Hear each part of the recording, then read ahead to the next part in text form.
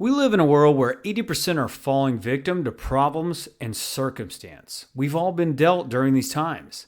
And to have someone who is successful that I can trust and look up to give me that type of advice helps me overcome my insecurities and my fear that maybe I don't have what it takes, or maybe it's not worth it. And that is so valuable to me.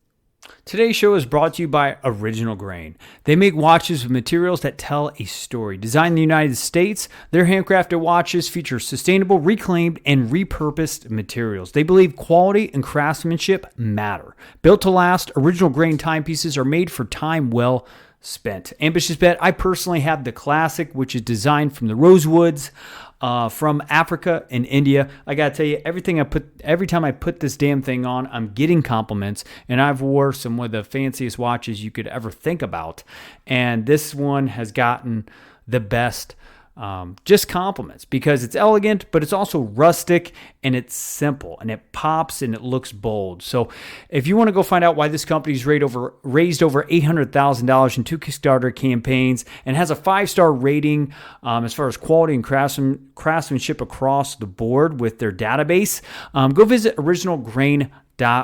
They also make it easy with free worldwide shipping, easy returns, and don't forget the sustainable impact they're making on the earth with the reusable material that leaves you, right, feeling bold, unique, and powerful as an ambitious vet. Don't forget, if you find anything that you like for yourself or for your girl, go at checkout and enter in the discount code AMV Network 10 to get 10% off on us on all of their amazing watches. Welcome to the Ambitious Vet Podcast, where we believe that if you desire more than you have in any area of life, you have to become more in the process. My name is Chris Hoffman, Marine Corps combat veteran turned social entrepreneur, family man, and personal and professional development leader. On this show, I dive into the trenches with big thinking and conscious living veterans who know what it takes to not only pay the bills after the military, but really live with a sense of purpose, satisfaction, and career fulfillment we all desire most after financial stability is no longer a challenge to overcome. If you haven't already, ambitious vet, grab a pen and paper. It's time to gain the golden grenades needed to break through your fear barriers and live a life of purpose with passion. It's time to get into the trenches, dig into your purpose, and fire up your life's fulfillment. The Ambitious Vet Podcast starts now. What's going on, ambitious vets? Right back inside the trenches. Today we got Mike Nasche, owner of TUFF Construction Solutions. Prior to becoming the owner and founder of TUFF, Mike Nasche was the executive director of Impact a Hero, a Houston-based nonprofit that supports wounded and disabled veterans. Before the nonprofit, Mike was helping veterans from his position in corporate America as the chairman of the Veterans Resource Group at Baker Hughes, Inc. Mike helped Baker Hughes become the number 3 most veteran-friendly company in the nation. Because of his experience, Mike was sent to Washington, D.C. to testify before Congress as a subject matter expert in veterans transition. Mike has 20 years of total combined military service, including 12 years of active duty in the Army as an airborne infantryman and 15-month deployment to Iraq, and 8 years as an Army reservist. Mike, are you there? Yes, I'm here. Thank you so much. Hey, man, it's excited to have you on the show, man. I mean, gosh, Army versus Marine. I mean, this conversation's got to be good, huh? Got to be good. Let's do it. So, brother, man, thanks for coming on the show. You've done some amazing work. Speaking in front of Congress, I can only imagine what that was like, and just kind of persuading political figures, right? But let's kind of dive into your experience, right? You've spent, 20 years total, both active and reservist. Your resume goes down from airborne infantryman to master trainer, from combative instructors to brigade operations sergeants, and any other military jargon and military code you could think of, right? Yeah. What was it like translating those experiences in the first few years of getting out of the military? Oh, man, it was near impossible. And I was even incredibly blessed. So one thing you didn't mention in that background is I had 3 years as an Army recruiter. Oh, wow. So I spent my first 3 years in the Army as an airborne infantryman, and then I got sent to recruiting duty. And now I'm a civilian that's kind of wearing an Army uniform is what it almost kind of looks like. And I had a great platoon sergeant trainer that helped me, because I would go up to kids and I'm like, "Are you ready to join the Army?" I'm like knife handing them and freaking them out. And I was just so intense. I was a corporal in the 82nd Airborne Division, and I'm like, are you man enough to do what I do? And he's like, "I need you to calm down a little bit, break it down a little bit." And he said, he's like, "What were you like in high school?" I'm like, "Oh man, I was everybody's friend," and like my whole attitude changed. He's like, "Be that guy. You need to be that guy here. Just tone it down a little bit." And so after that coaching, I became a very, very successful recruiter, but I also had a lot of experience being in the civilian world while wearing a uniform. And even with that amazing experience and background, my transition off of 8 years of active duty was still a massive kick in the teeth. It was still so hard. So I give a lot of grace to those who didn't have that blessing that I had of recruiting duty, that, if you spent, whether it was 3 or 13 or 23 years, in a line unit, man, it's going to be that much harder for you. Yeah. Wow. Yeah. I mean, that's amazing stuff, right? Like, I mean, not the getting out and, struggling a little bit. I mean, I think we all can relate to that, but I mean, being able to become human, even in the uniform, right? And I think that's starting to become a common topic. I mean, over here with me, with working with big corporations right now, it's like, okay, how do we humanize these, the veterans that are getting out, help be able to connect with them on a personal level. So kind of like walk us through that process as far as kind of like rehumaning yourself, I guess, when you got out, coming from, an airborne infantryman, right? Those are some of the most badass units that you could potentially serve inside the United States Army. So how did you start feeling? How did you start building that emotional intelligence in those first few years? Another story of amazing blessing. I feel that some people probably just are born with a little more emotional intelligence than others. It's kind of built into your personality. My mother has a ridiculously high emotional intelligence score, if she ever actually scored it. And I believe that I kind of got that from her. So I think I was able to relate to people a little better, find some common ground. Some of that came naturally, but something that was an absolute surprise is once I got to corporate America, I didn't realize that nobody wanted to hear my Army stories, because I had spent the last handful of years where everybody wanted to hear my Army stories. They would ask me that it was, and then I got to the point where in corporate, that if I mentioned even just once a month something like, "Oh, I did something similar to this when I was in, whatever unit," they're like, "Man, that guy always talks about the Army." And that's what they remember. So yeah, I was not as emotionally intelligent as I thought I was at reading people and picking up on that. And I realized that I was also still very intimidating. Corporate America, I worked in HR that was, 80% females. And I came from an airborne infantry unit where there was 0 females. So yeah, right. I had a lot to learn. I had a whole lot to learn. Yeah. And what was like the first step? Like, if there's an ambitious vet that's listening to this right now, right? This like listening and just like, yeah, I'm inside the corporate world. I'm wanting to share my awesome, Marine Corps, Air Force, Army, Navy. Don't forget the Navy, right? Stories and stuff like that. And they're just like, man, why aren't they like seeing the juice, right? Because we're excited about the stories, right? We're trying to share and fraternize with our coworkers, but sometimes, that comes off like, hey, like I can't relate to you. So what was like the first steps towards having you kind of sit back and be like, hey, how do I actually get curious about this person versus just drowning them with my war stories? It's a very uncomfortable humility. A very good friend of mine, another airborne infantryman, I didn't know him in the service, but we've become great friends as veterans. He's really into mixed martial arts. He's a Brazilian jiu-jitsu, I don't know, whatever belt, been doing it for many years. And he made a post not that long ago where he said, when was the last time you were willing to be a white belt?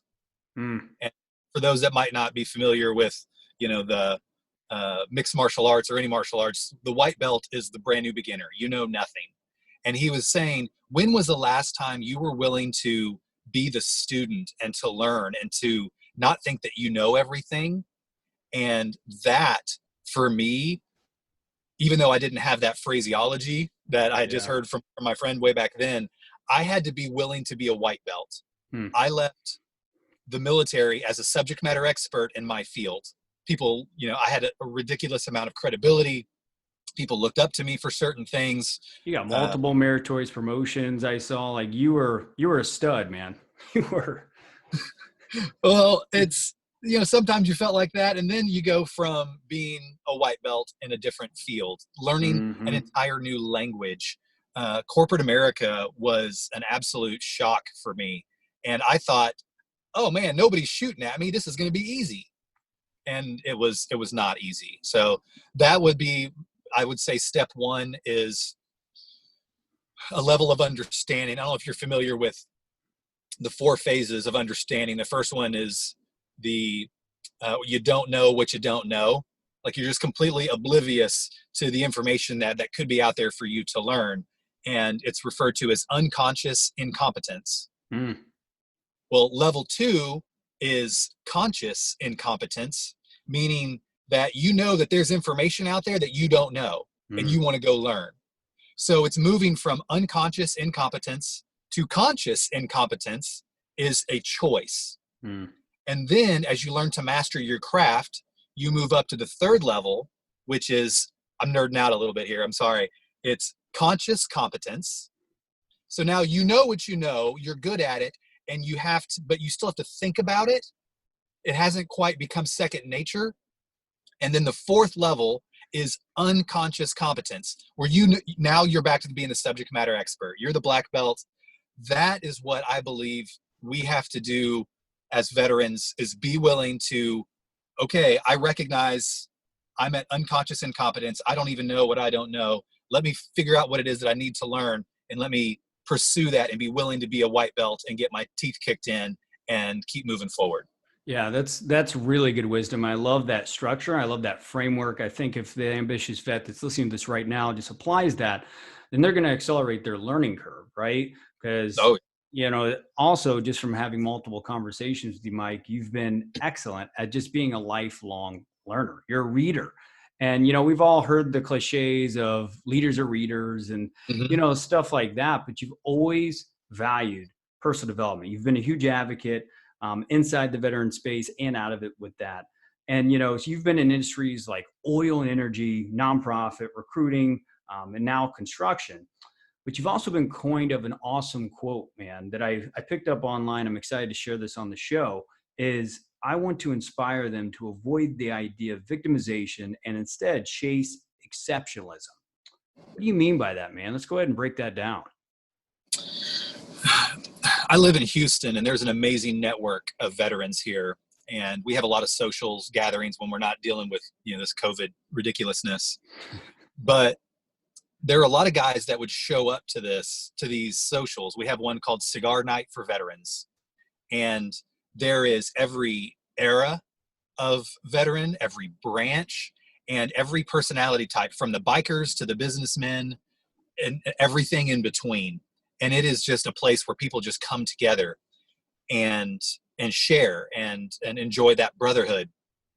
But there are a handful of guys that show up there that are veteran AF. And you're laughing because you know what I'm talking about. You tell the veteran where, he's got his 82nd Airborne, t-shirt on.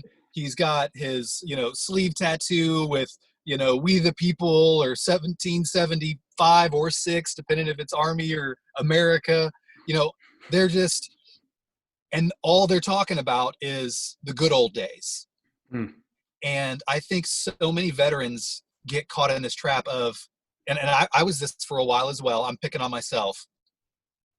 Chris, I will never be as badass as I was when I was 20 years old with six-pack abs and carrying a machine gun, jumping out of an airplane with camo on my face and a big old rucksack. Like that was pretty badass. Right. But I can't dwell on that. I need to use that experience as a launching pad for the rest of my life and look back on that experience with fondness, but not as that was the highlight of my life. And I think that's where a lot of veterans get stuck, is that experience was so amazing, or maybe they didn't even appreciate it at the time, but now they just miss that brotherhood, and they start to fall into this victimization mentality because the VA tells them they're broken. They get prescribed a bunch of meds. They tell them that, this is something that you're going to deal with the rest of your life. And when you tell someone something long enough, they start to believe it. And I think that's what's happening to a lot of them is you'll never be that cool again. You're broken. You can't thrive. And I think that's absolute crap. That use that experience and that dedication and that hard work that you put in as a soldier or a Marine, sailor, airman, you get it. Put that into growing yourself and choose excellence. I believe it's a choice. Yeah. I believe we choose that growth. Growth is a choice. I use that hashtag all the time of I choose growth. So yeah, no, I love that. And I'm a huge advocate of that too. And like, I think pride was my biggest killer in the first few years that I got out of the Marine Corps. I mean, living in an apartment I couldn't afford in San Diego, California, sleeping on a wrestling mat, eating chicken breasts and stuff like that, thinking that everything was good, and was scared shitless to tell my Midwestern family that saw me as a Marine, right? Enlisted Marine, that, hey, like I'm living this way. Right. And there was a lot of pride, but pride, it comes before the fall. Right. And it sounds like, you've been able to capture that and bring that thought leadership within the community, which I agree. We need to, kind of get past how do I raise my disability so I can live off the government for the rest of my life? Yeah. And how do we actually utilize our soft skills? How do we surround ourselves with people that do allow us to see what we don't know, man? And like mentors, advisors, courses, stuff like that. So we can continue to grow together and actually live outside of like, oh, that's cute, let's honor the veterans. No, we're badass warriors, man. We're strategic assets, and we can start acting that way. Do you have anything to add to that? Absolutely. But you said it so well, but you hit on mentorship. And if I was to talk about if I was to expand on that, be willing to be a white belt type thing, again, it's find a mentor. Find someone who you're willing to learn from and who can teach you. Find somebody who has the fruit on the tree that you want. Find somebody who has the success that you are seeking and learn from them. Soak it up. So many people, they'll give you the information for free. Yeah. And you can avoid some of those same pitfalls. So mentorship is absolutely vital. I think that is an absolute key element. I usually draw out when I teach post-traumatic growth as a way of life. I say one of the things that you need is that person to chase. You need someone who is a little further along in their journey than you are. And then you need someone to be your running partner. And then you need someone to reach back and to help. And the way that I describe it, I feel as the best way to describe it is for any golfers that might be listening, it's the perfect golf foursome. For me, is somebody who's better than me that can spend some time and say, hey, you know what, you were coming over the top, or you're not following through, or you've got your club face closed, whatever it is. There's somebody that is better than me by, at least 10 strokes that can coach me up. And then there's someone that is about the same handicap as I am. We both, struggle to break 100, but we're super competitive and we're both trying to get better.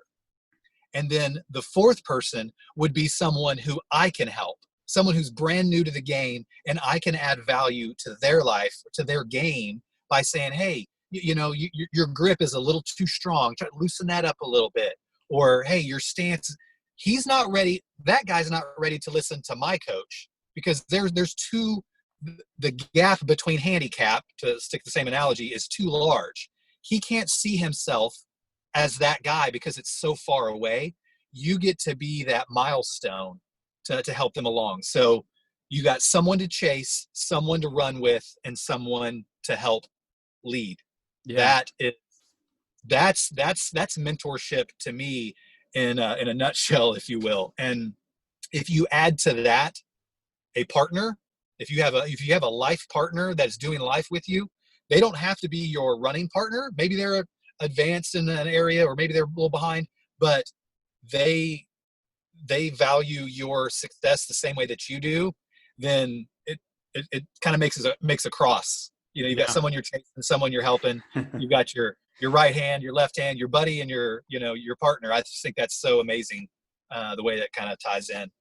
Yeah, no, it's very practical, and I love that as well, because I think even ambitious vet, if you're listening to this, be thinking about what are those people? What is someone that you could be reaching down to pull up? That is a veteran that's been out for a few years, just like you, that's maybe just down and out. We all got those buddies. They're isolated, maybe single right now, right? Where you could potentially reach back and just be like, hey man, what's going on? How can I support you? What are some resources? What are some tools I can help be generous and help pull you up? If it's financially, emotionally, mentally, whatever it is, go down and pull up a buddy of yours. I promise you, the time and time again, law of reciprocation usually always plays its beautiful face later down the road. But, going back over to you, Mike, right now you are, transitioning into a new passion project, right?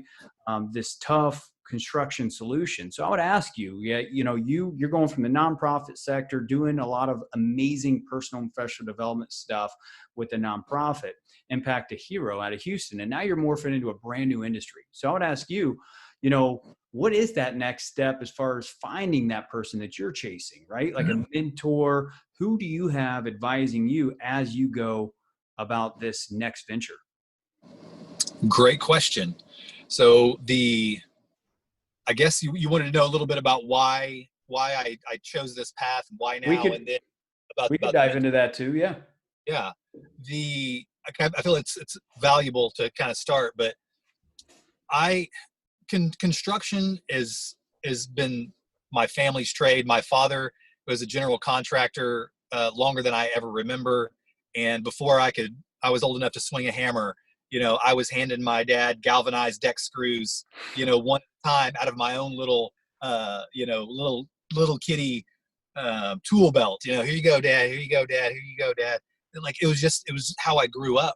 And my dad pushed me away from construction, away from the blue collar. Man, you need to go to college. You need to get a job in the air conditioning. You don't want to be out here in this hot sun or out in the elements. And after experiencing corporate America and nonprofit space, and sometimes there's days that I definitely want to be in the air conditioning, but it's just kind of who I was. And I'm still much rather be the guy with the tape measure and the camera phone than the one swinging the hammer. But the construction has always been something that there's been a draw. And then the next piece to that, to kind of go to your question, is I believe entrepreneurship is not for everybody.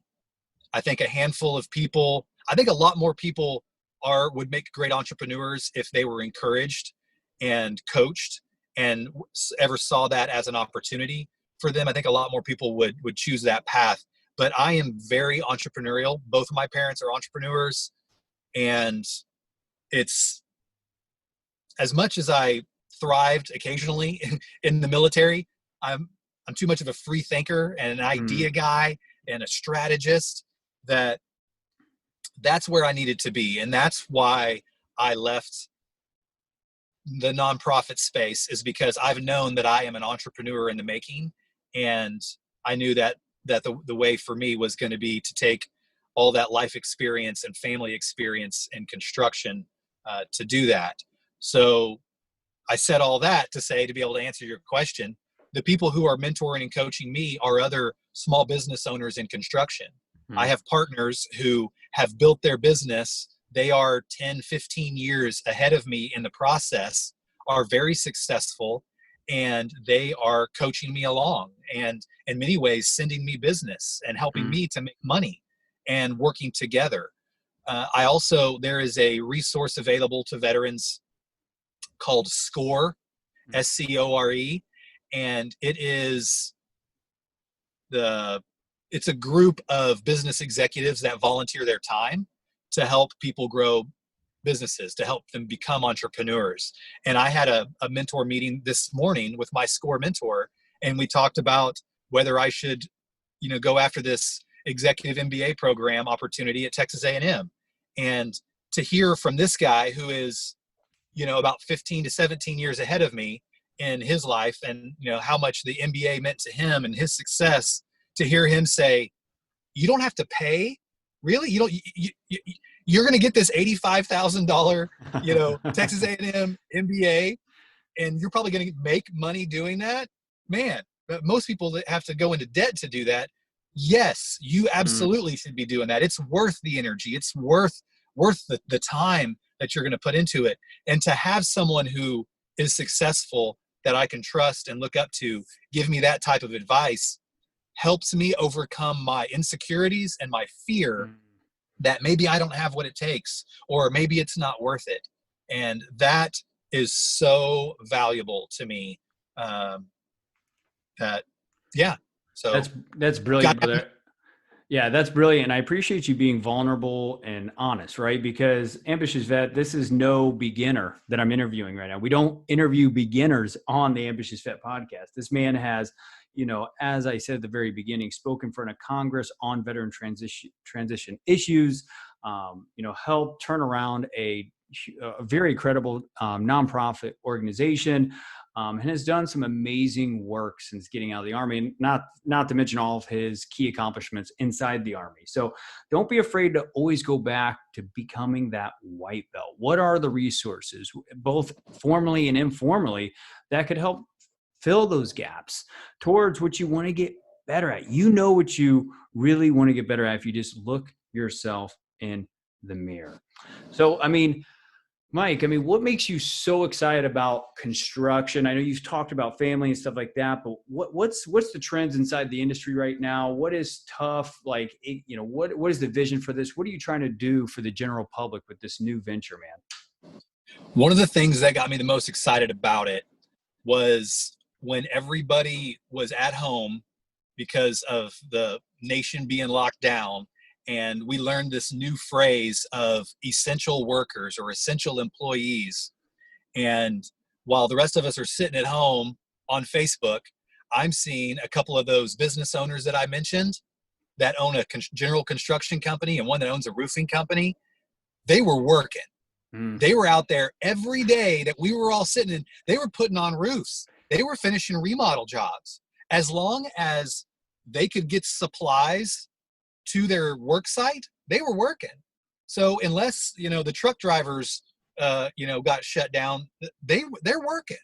And that I'm like, man, that's okay. That's an essential job that has to be done no matter what. These guys have work that they're going to be able to put food on the table.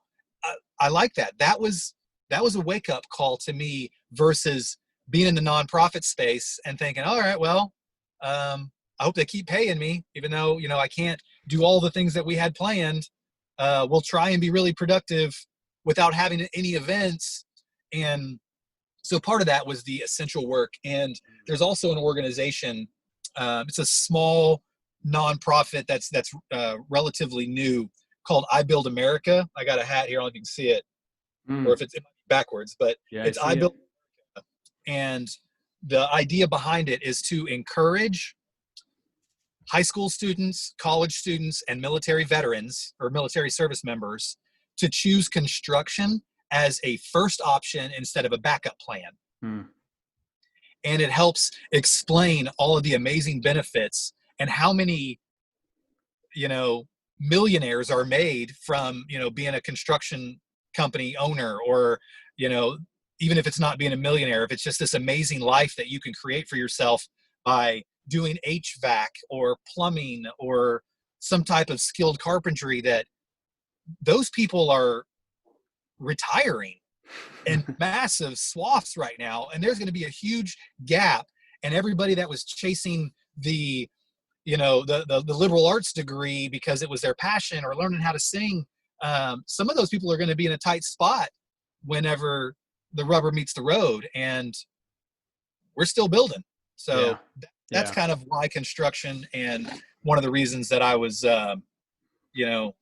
looking forward to that industry as opposed to making it a backup plan. Because my backup plan, the first time I got laid off after I left active duty the summer of 2008, which was a horrible time to do that because the stock market crashed right afterwards. And 2 weeks before Christmas, I got laid off.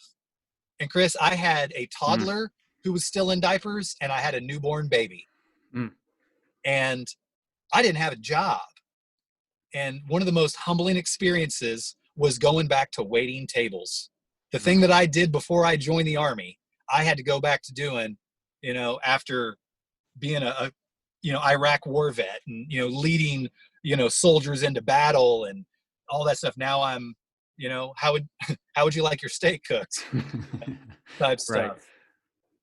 Which isn't necessarily uncommon. I hear that from, a lot of veterans that are getting out. But I mean, I love the story around, just how you came to, pivoting into TUFF Construction Solutions and I Build America. I think no matter if it's recovery or, proactive strategy, I think we always got to build something. I know every time I go back to my home in St. Louis, Missouri, they're always building new suburbs and new skyscrapers and stuff like that. So, and not to mention, I think we're going to be bringing back our manufacturing back in America real soon, hopefully, if our new president our president stays in. But man, I just see nothing but amazing things for what you're doing. So Ambitious Vet, we're going to take a quick 10-second sponsor break to thank them. And right when we come back, we're going to dive into Mike Nasche's 3 golden grenades to keep you unstuck in your life, career, and business. We'll be right back. Thanks to Audible. If you're like Mike and I, we value knowledge in times of crisis and during times where we're looking to spark new ideas or gain new strategies or proven tactics on improving ourselves in a certain area of life. Like Mike said, right? You've got to find the teacher that has the fruit that you want and gain that information. Remember, constant never-ending improvement over time allows you to be bulletproof in the marketplace and or any area of life you may be wanting to improve on right now. Audible has thousands of titles from podcasts, guided wellness programs, theatrical performances, and exclusive Audible originals you won't find anywhere else. If you're looking to get ahead of the times when a lot of people are scared and letting their circumstances kind of drown them, fill your mind with the needed knowledge and information now to be or continue to become the high performer that you're committed to being as an ambitious vet. Check them out and get a 30-day free trial on us here at the Ambitious Vet Network by simply going to www.audibletrial.com/AMV. Again, that's www.audibletrial.com/AMV. Now back to the show. All right, Ambitious Vet, we're right back inside the trenches with Mike Nasche, an Army veteran and also owner of TUFF Construction Solutions. I've been enjoying Golden Grenade after Golden Grenade this whole conversation. I hope you have as well. Anywhere from growth mindset to post-traumatic growth to just a lot of tactics that you could be using right now to grow when other people could be potentially on hold in their life. I'm excited to hear how Mike wraps this whole episode up. Mike, man, we got a tradition here, 3 golden grenades. What would be 3 wisdom bombs that you could drop in right now for a veteran that's been out of the military for at least 3 years, but is struggling in life satisfaction, fulfillment, or finding that sense of newfound passion that you found? What would be 3 golden grenades that you'd help them out with? Golden grenades. I got 2 that just jumped out at me that kind of play off of one another, but I'm going to start with the mindset. I believe it starts with the mindset and the way. I have a phrase that says, what you say about you is more important than what they say about you. That's good. Anything that you put, I am, or I'm, whatever comes after that, whether you're saying it inside your head or out loud, like, oh, I'm just not that good at math.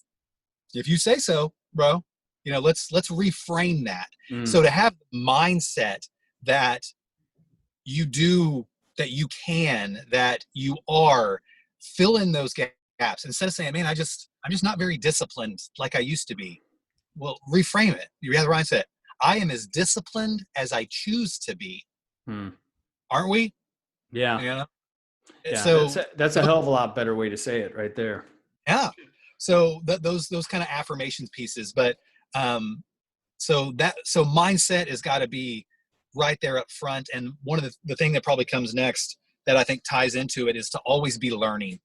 We've beat the white belt thing up, but to constantly be putting extra tools in your tool belt or your toolbox to learn new skills and to learn from people.